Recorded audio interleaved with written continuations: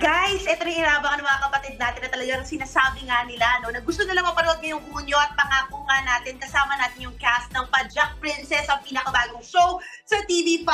Hi, Jack! Miles Ocampo, of course, Jameson Blake, Joa Constancia, in the house. At syempre, shoutout lang sa Inquirer tsaka sa Philippine Star. Nakat natin yung interview para mag-hide daw talaga sila para sa inyo, guys. Syempre, mag-e-ere na Miles, finally. Ito, blood, sweat, and tears. Ano na yung mga na-film natin so far? At ano yung aabangan natin opening salvo ni Princess? Ang dami na niyang pinagdaanan. Dami na.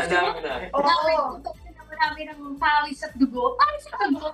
Pero ilang weeks na rin yung na-shoot namin. And excited kami na i-ire na tong show na to. Gusto ko yung Monday na. ire is the term, o diba?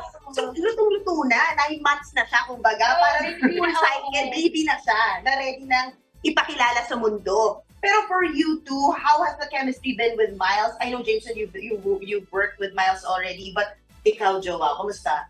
Sobrang saya naman kasi with Miles, it's easy every time working with her, especially pagdating sa mga kilig scenes and stuff. Sobrang professional namin lahat. So, excited ako ipakita sa mga tao kung anong na-shoot na namin at kaya namin ipakita sa kanila. Kamusta yung set niyo? Balita ko, nagpa-burger si Miles, ha? Ito pa ba? Ano yung mood on set? Ano yung mga trip niyo off-cam? Yung mga lagi niyong ginagawa? Siguro kulitan lang, ganun. Tapos kwentuhan sa in-between takes, ganun. Just trying to lighten up the atmosphere sa set. Yeah. Pero happy set lagi, so we can do our work better and make it more fun. Wait, bago ko makalimutan, si Jameson pala may pa-body reveal nung ano. Sila Ay. naman to. Ganun si Jowa. Nashock kami! May tinatago ka pa. Anong pinaghahandaan mo? Swerte! Oo, ano yung nangyari? Well, that's for our campaign. Wala, Oh. for a healthier lifestyle. Oo. Oh! So, I think, sabi nga rin, di ba, may papakita rin daw natin dito. Kayo?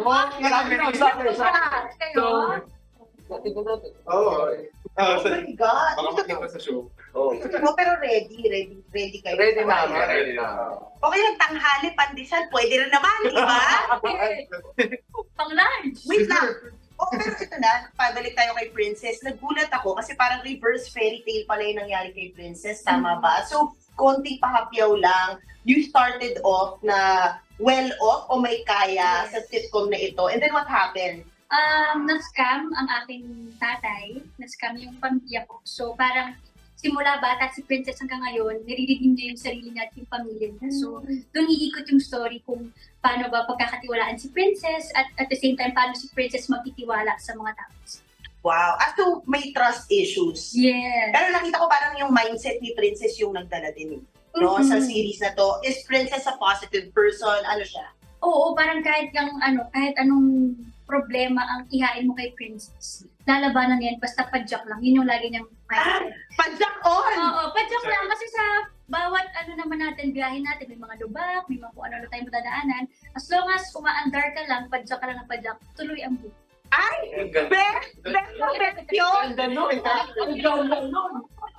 Sabi sa Media Con yun dahil naka-live po tayo ng 1 p.m. sa TV5 socials. At syempre, kailan na mapapanood ang Pajak Princess? Yes, so June 10 na guys, hope you guys can support our show. I'm sure na we did our best to make these scenes something for you to watch pag gising sa umaga. So, right. June 10 na. Oh, Joel, dagdagan mo daw. Para may Ganun na yun. Abangan nyo at sana gusto nyo.